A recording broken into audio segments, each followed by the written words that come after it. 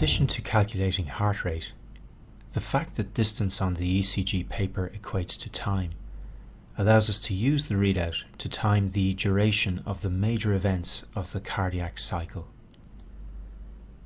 We've seen that at a standard recording speed of 25 millimeters per second, 5 large squares corresponds to 1 second.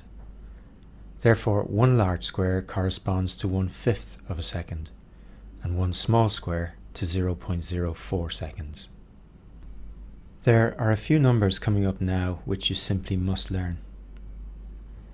In a normal heart, the time between the onset of atrial depolarization, the beginning of the P wave, and the onset of ventricular depolarization, the beginning of the QRS complex, varies between 0.12 and 0.2 seconds, or between 3 and 5 small squares. This is the PR interval. The PR interval is made up of a number of elements. The first component, represented here in blue, is the time taken for the depolarization wave, normally generated from the SA node, to traverse the atria and reach the AV node. You will notice that depolarization reaches the AV node well before the end of the P wave. However, the AV node delays the transit of the impulse into the ventricles. This physiological delay in the AV node is the second major component of the PR interval. The third contributor to the interval, shown here in green, is the time taken by the depolarization wave to transit through the bundle of His and the branches of the intraventricular conducting system. You will learn later that many important disorders are associated with alterations in different components of the PR interval, manifesting as abnormal shortening or prolongation of this parameter on the ECG. Analysis of the PR interval plays a central role in diagnosing many different disorders of the heart. The PR interval ends with the release of current into the main muscle mass of the septum and ventricles from the terminal branches of the intraventricular conducting system. On the ECG, this point is marked by the onset of the QRS complex, and the next key value we need to learn is the duration of the QRS complex. The duration of the QRS complex represents the time taken for ventricular depolarization to be completed following the release of depolarizing current from the conducting system. It also includes the time taken for the recording needle to return to baseline when the flow of depolarizing current in the ventricles has ceased. The conducting system of the ventricles is a highly specialized tissue capable of transmitting the depolarization wave rapidly around the chambers. Note therefore that with an intact conducting system, depolarizing current is delivered to all sectors of the ventricles in a very short time period, and ventricular depolarization of all regions of the chambers is complete within 0.12 seconds, that is, 3 small squares. A normal QRS complex is less than 3 small squares in width. You will learn later in this course that the width of the QRS complex is absolutely central to the ECG interpretation of life-threatening arrhythmias. You must remember this number. The duration of ventricular repolarization is also important in clinical practice. The time between the onset of ventricular depolarization and the end of ventricular repolarization, that is the beginning of the QRS complex and the end of the T wave on the ECG, is termed the QT interval. When the heart rate is 60 beats per minute, the QT interval should be less than 0.45 seconds in an adult male, with a slightly higher upper limit for adult females. These upper limits lie between 11 and 12 small squares on the ECG paper. It is important to realize, however, that the measured QT interval varies with heart rate, becoming shorter as the heart speeds up or longer when the heart slows down. Therefore, particularly at higher heart rates, it is possible to miss an underlying prolonged QT interval. The discussion which follows may seem academic, but it is important clinically. Abnormally slow ventricular repolarization, evidenced by a prolonged QT interval on the ECG, places patients at risk of fatal arrhythmias when treated with certain commonly used drugs. The ability to identify prolonged QT in these patients can lead to the use of alternative medications and avoidance of sometimes fatal arrhythmias. When faced with an ECG with a heart rate other than 60 beats per minute, to calculate the true underlying QT interval, referred to as the corrected QT interval, we use the formula shown on screen. The corrected QT interval is equal to the observed QT interval divided by the square root of the RR interval. The RR interval is the distance between the preceding R waves measured in seconds. This sounds horrendous, but it's pretty straightforward. Let's try and calculate the corrected QT interval on this readout from AVL. The patient is male and the heart rate is 100 beats per minute. The observed QT interval on the ECG is 8 small squares, or 0.32 seconds. The immediately preceding RR interval is 3 large squares, or 0.6 seconds. So the corrected QT is 0.32 divided by the square root of 0.6. This computes at 0.41 seconds, well within our upper limit of 0.45 seconds.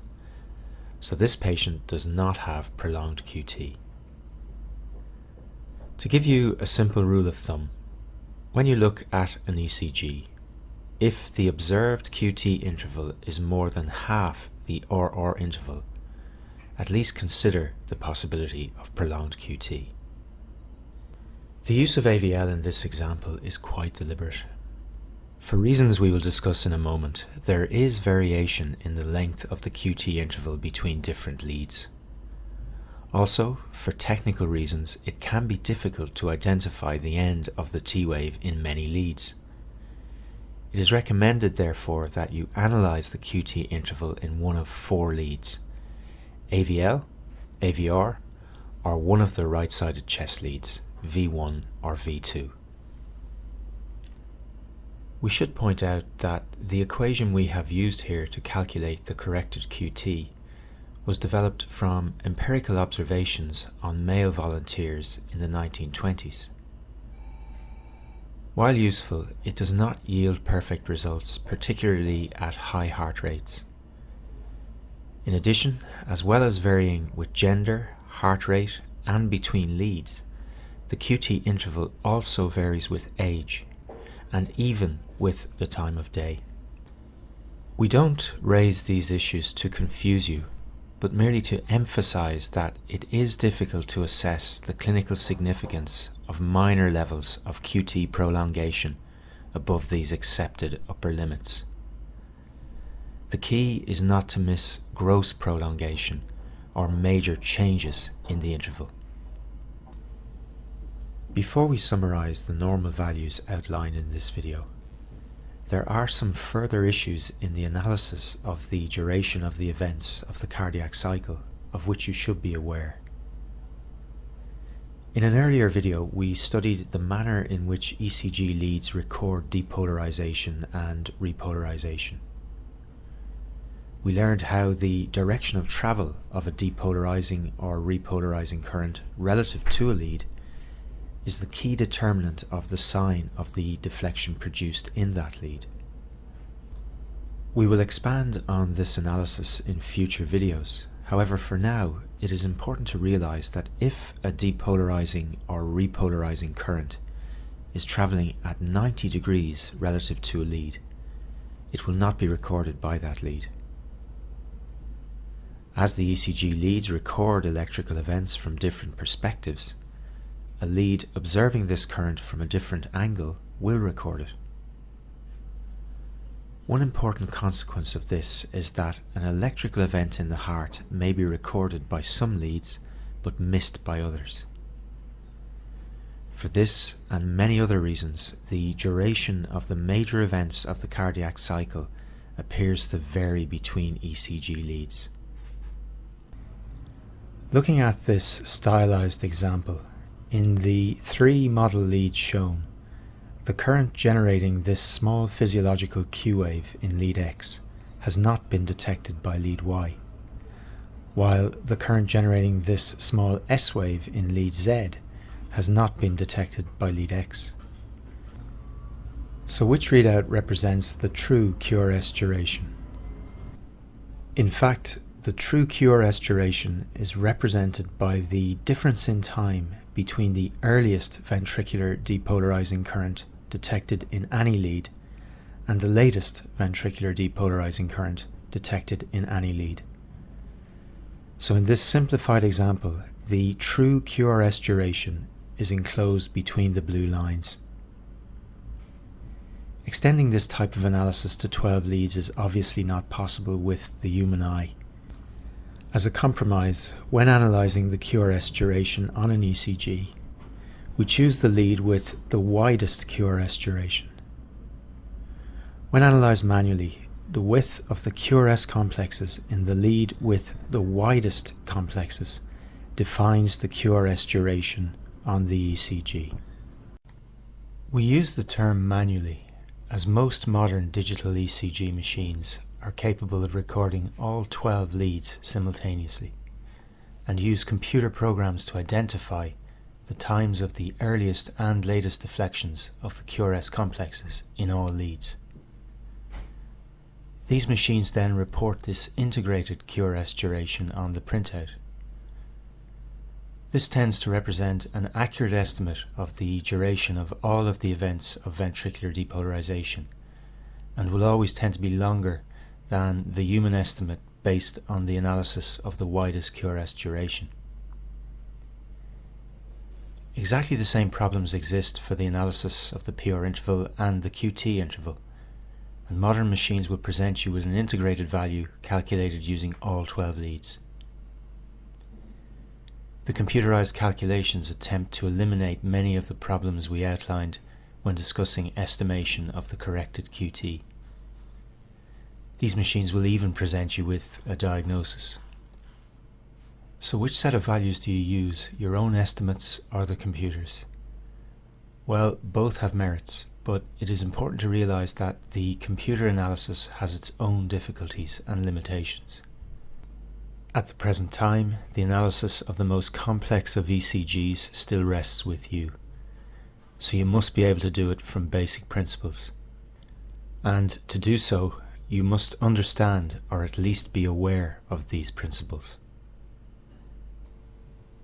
The importance of the normal values outlined in this video will become increasingly obvious as we discuss the ECG in disease states. Memorize them. The PR interval, 3 to 5 small squares. The QRS complex duration, less than 3 small squares. And the QT interval, an upper limit of just over 11 small squares at a heart rate of 60 beats per minute, and approximately less than half the RR interval at other heart rates.